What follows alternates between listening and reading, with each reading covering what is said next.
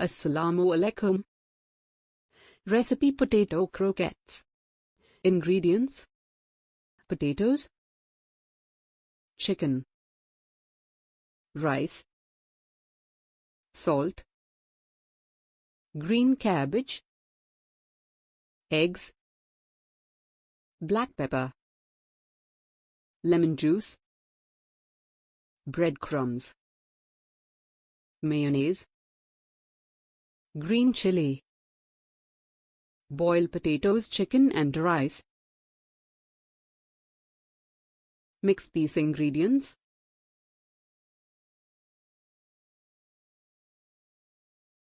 Mash thoroughly. Shape the mixture.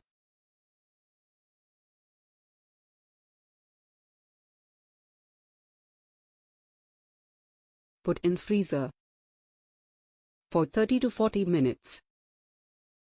Coat with eggs and breadcrumbs. Fry in oil for 3 to 4 minutes. Croquettes are ready. Enjoy with ketchup. Thanks for watching. And don't forget to subscribe for more delicious recipes.